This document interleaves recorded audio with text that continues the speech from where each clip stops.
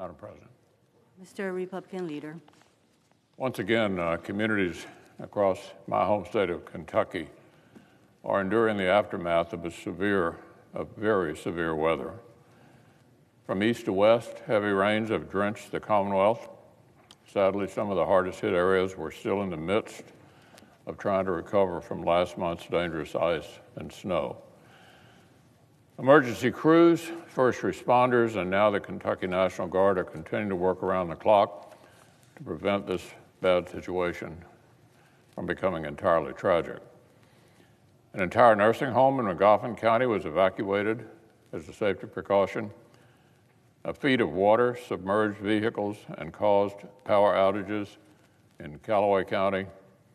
Wolfe County firefighters followed the light of a cell phone and saved the family of 5 who'd been trapped in their car. Once again, Kentucky's brave first responders are stepping up at a time of need. We're all grateful for their dedicated efforts and praying for their safety. All Kentuckians can help the first responders by continuing to follow the recommendations of local emergency personnel.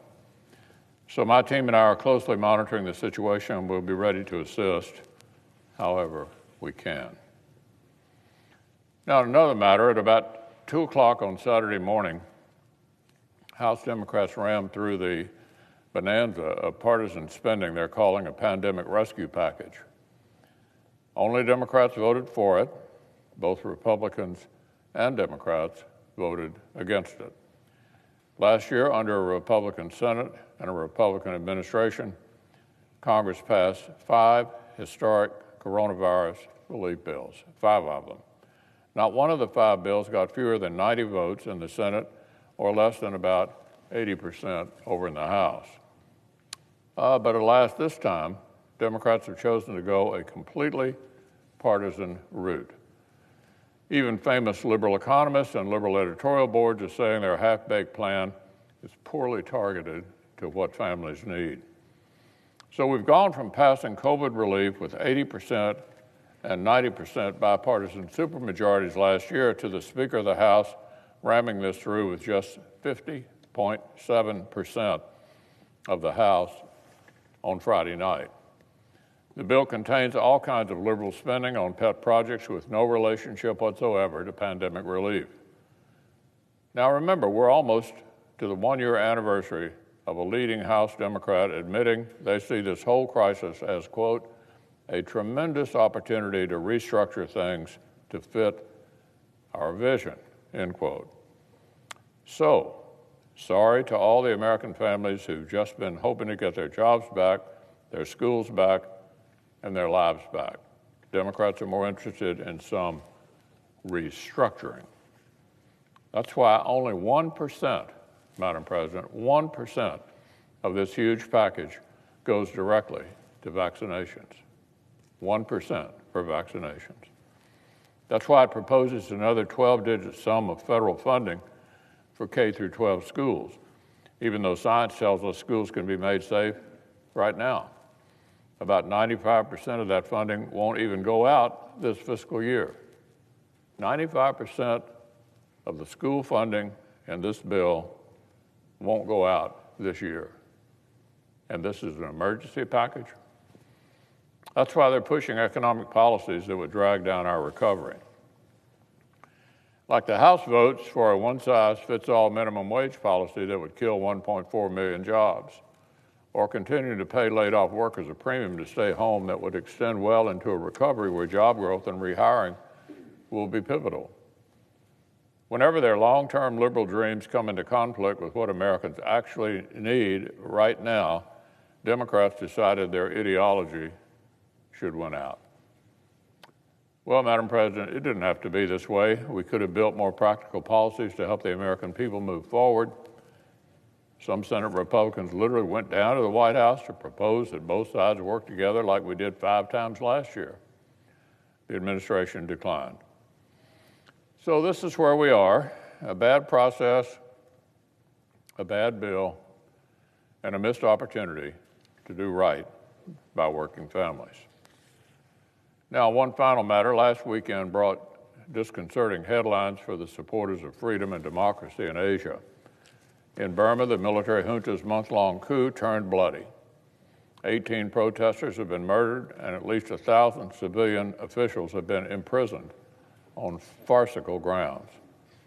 Over in Hong Kong, China's puppet regime arrested 47 democracy advocates, including some who helped draw millions to the streets in peaceful protest in 2019, and are now holding them without bail.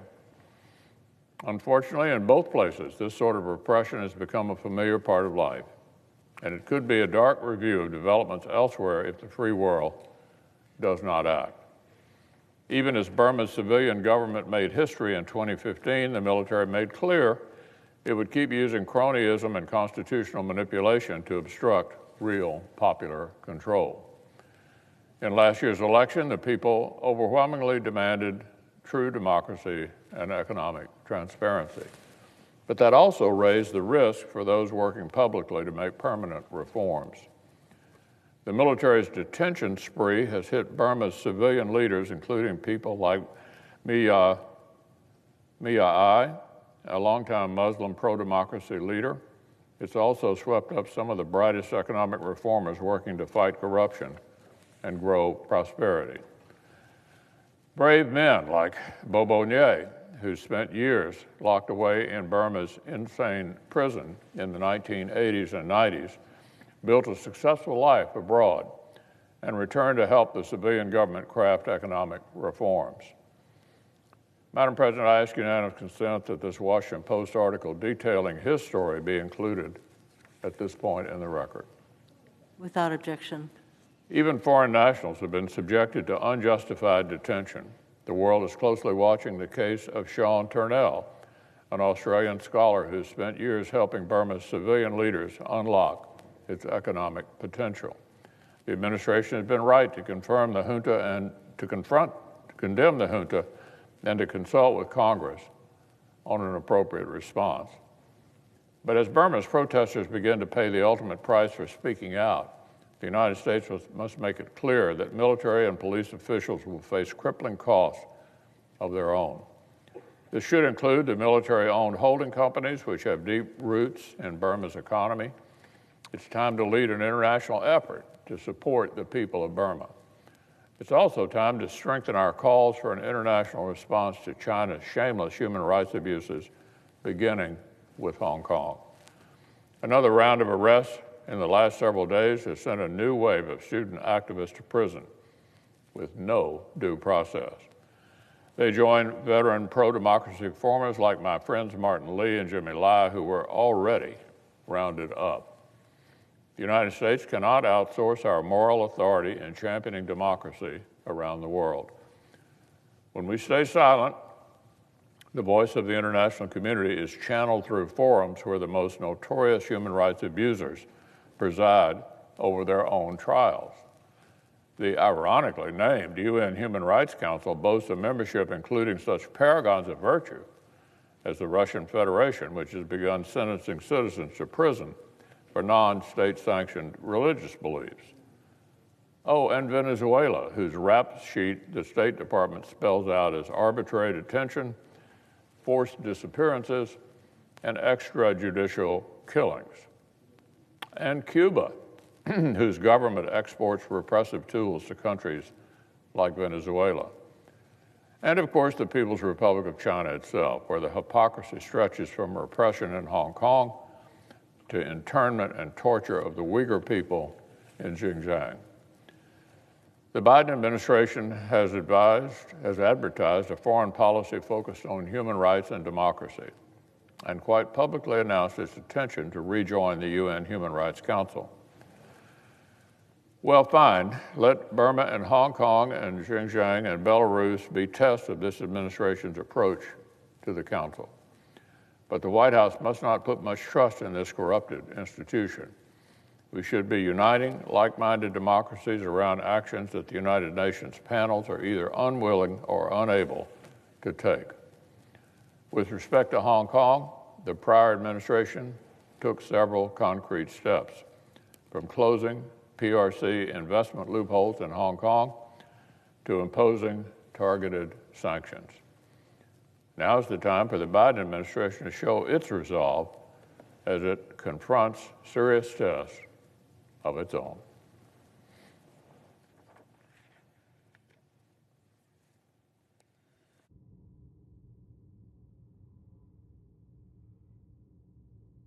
Just the opposite quorum. The clerk will call the roll. Ms. Baldwin.